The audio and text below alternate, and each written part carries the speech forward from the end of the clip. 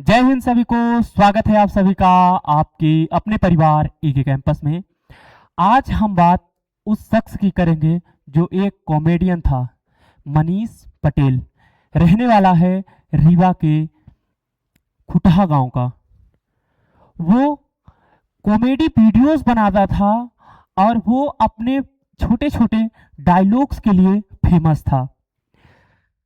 वो एक ऐसा व्यक्ति था जो बघेली में अपना वीडियोस कॉमेडी वीडियोस बनाता था, लोक कहानियों पे आधारित वीडियोस बनाता था। कहा जा रहा है कि कुछ अभद्र वीडियो बनाने के कारण उसको गिरफ्तार किया गया। तो जानेंगे मनीष पटेल के बारे में कि क्या कारण रहा, क्या एक ही कारण है उसको गिरफ्तारी का, कि उसके पीछे कितने कारण से हैं और कितने उसके पीछे जातिवाद है। इन सभी चीजों के बारे में बात करेंगे।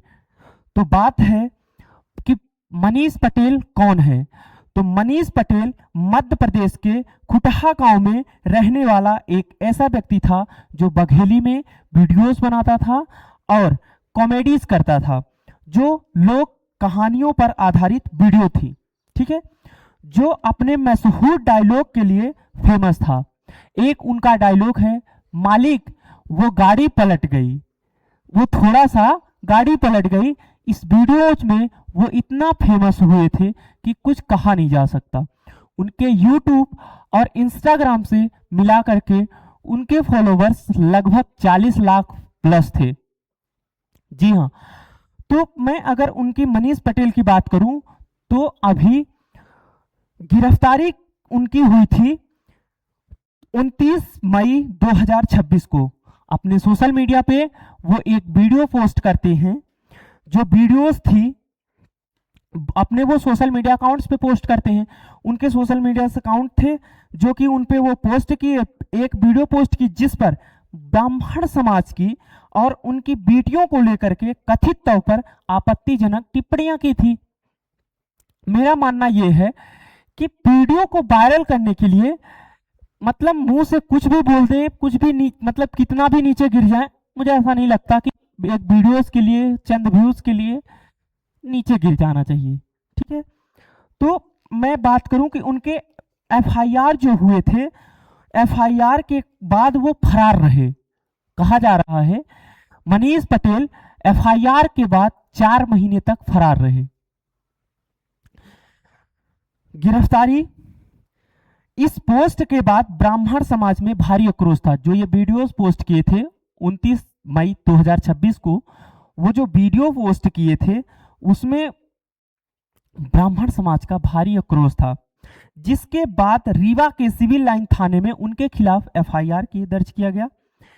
पुलिस के रिकॉर्ड के अनुसार उन पर भारतीय न्याय संहिता बीएनएस की धारा 196(1)(a) और अनुच्छेद 353(2) के तहत मामला दर्ज हुआ उनके खिलाफ।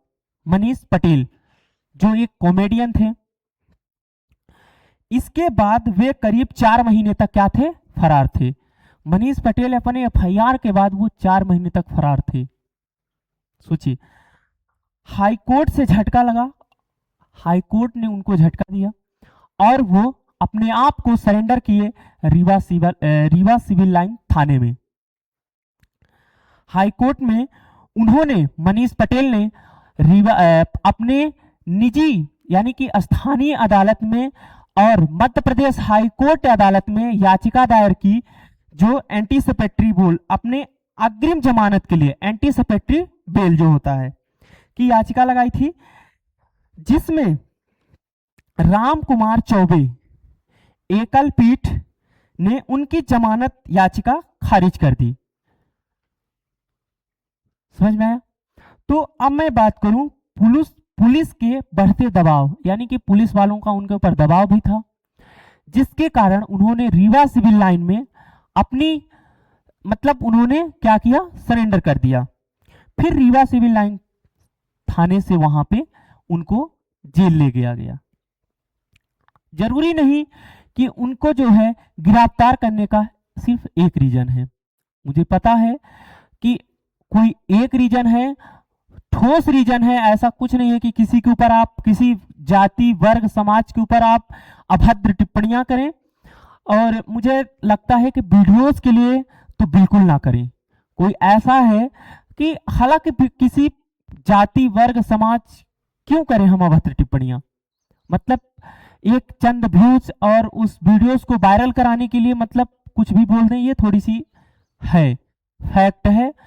तो इसके पीछे अब क्या है कारण, कहा जा रहा है कि उनके पुराने आपराधिक इतिहास, अगर मैं उनके बारे में बताऊं तो पुलिस प्रशासन के अनुसार मनीष पटेल की गिरफ्तारी सिर्फ इस ताजा पोस्ट के कारण नहीं हुई है, यह भी कहा जा रहा है, बल्कि उनका पुराना आपराधिक रिकॉर्ड भी रहा है। उनके खिलाफ 2016 में विश्वविद्यालय थाना के अंतर्गत उनको मारपीट और चोरी का भी उनके ऊपर आरोप लगाया जा रहा है। और दूसरी बात क्या है कि फोन छीने थे वो कहीं पे, उसके खिलाफ भी उनके ऊपर एफआईआर दर्ज था। इसके बाद उनको क्या हुआ कि किसी मतलब उनको थाने में आज 29 मई 2026 को उनको गिरफ्तार कर लिया गया है और उनको जेल ले गया गया है। जेल कितने दिन की है, क्या है, उन सारी चीजों पे अभी सारी चीजें खुलासा नहीं हुई हैं। कहा जा रहा है कि 5 साल के लिए उनको जेल हुई है, उनको सजा काटना है। और उनके जैसे कि आप देख सकते हैं उनकी इमेज बहुत, मतलब जब वीडियोस उनके, जब कहते हैं कि हथकड़ी लगी हुई थी, जब वहां पे गाड़ी में उसको बैठाया गया था तो उनके जो आंख में आंसू छलक रहे थे। कुछ लोगों का कहना है कि अगर टाइटल कुछ और होता तो बच जाते। मुझे ऐसा लगता है कि टाइटल जो भी हो, किसी भी समाज के लिए, कोई भी समाज हो, कोई भी देश, अब है तो अपने देश के नागरिक, अपने देश के व्यक्ति हैं, तो किसी भी समाज के हो, चाहे कोई भी वर्ग का हो, मुझे ऐसा लगता है कि उन पे कोई अभद्र टिप्पणियां ना की जाए, ना उनको किसी धर्म को टारगेट करके या फिर किसी जाति को टारगेट करके, ऐसा मतलब नहीं किया जाना चाहिए, जहां तक कि मेरा मानना है। तो ये थोड़ी सी एक छोटी सी इंफॉर्मेशन थी। कैसी लगी वीडियो एक बार जरूर बताइएगा कमेंट बॉक्स में। धन्यवाद सभी को। और ऐसे ही अपडेटेड वीडियोस के लिए और नवोदय और सैनिक की तैयारी अगर आप करना चाहते हैं तो आप इस प्लेटफॉर्म को ज्वाइन कर लीजिए। धन्यवाद सभी को। Love you to all my